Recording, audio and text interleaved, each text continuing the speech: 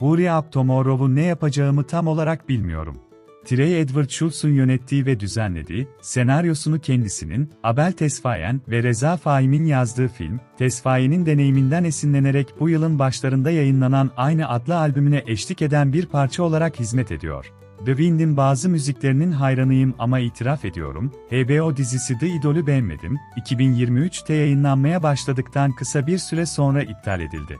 Bu amaçla, filmdeki müzik harika, ancak Hurry Up Tomorrow ayrıca bir gösteriş projesi ile travma ve tacizin daha derin bir keşfi arasında gidip geliyor. Filmde netlik anları var, çekim ve düzenleme biçimi, bunalmışlık hissini de vurgulayan kaotik bir zihinsel durumdan bahsediyor, ancak düşündüğü kadar derin de değil. İncelikler şekillenmeye başladığında, film Tesfaye'nin, kendisinin kurgusal bir versiyonunu oynayan, ruhuna inme girişiminde kendini bize tam anlamıyla açıklamaya başlıyor. Hurry Up Tomorrow'un karakter gelişimi henüz tamamlanmadı. Daha ilgi çekici bir şeye doğru çok yavaş bir şekilde ilerliyor, ancak kısa ömürlü. Hikaye yerleşmeden önce neredeyse daireler çiziyor. Artık kendisiyle konuşmayan, sesli mesaj bırakmayan veya onu aramayan eski kız arkadaşına kötü davrandığı ortaya çıkan Abel'in tekrarı. Gerilim yaratması gerekiyordu ancak daha çok bu şarkıcının hayatına herhangi bir noktada gerçek bir gelişme olmadan bırakılmışım gibi hissettim. Filmde, izleme deneyimini bozan bir kopukluk hissi var.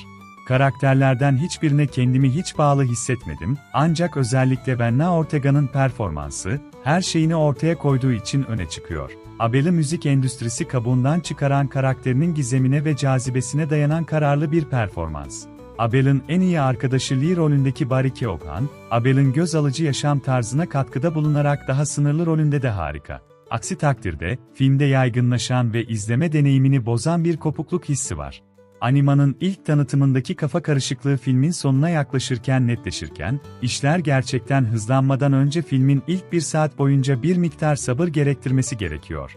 Yani Hurry Up Tomorrow'un 1 saat 45 dakika uzunluğunda olması gerekmiyordu. Merakın bitkinliğe dönüşmesi uzun sürmüyor. Saatime ara sıra bakmak filmin ilgiyi sürdürme becerisinin iyi bir işareti değil. Hurry Up Tomorrow'un yine de çok tarzı var. Konu çok zayıf olabilir ama film en azından biraz stile sahip.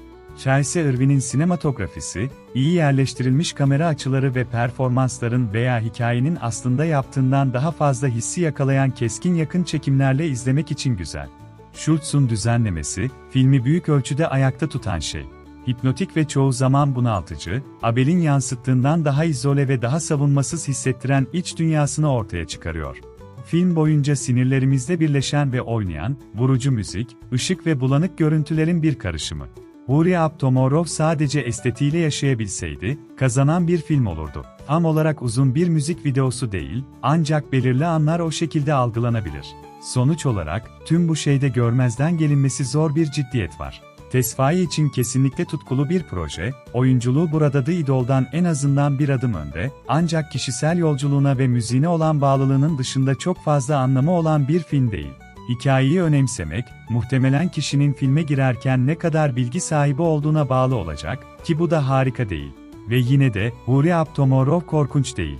Yüzeyde kalıyor, gerekenden daha derin sorgulamaktan gerçekten korkuyor, ancak anları ve estetik havası var. Muhtemelen dayanmayacak, ancak hikayede beni Abel'e ne olacağını ve bunun ileride onun için ne anlama gelebileceğini gerçekten öğrenmek istemeye iten bir dönüm noktası var.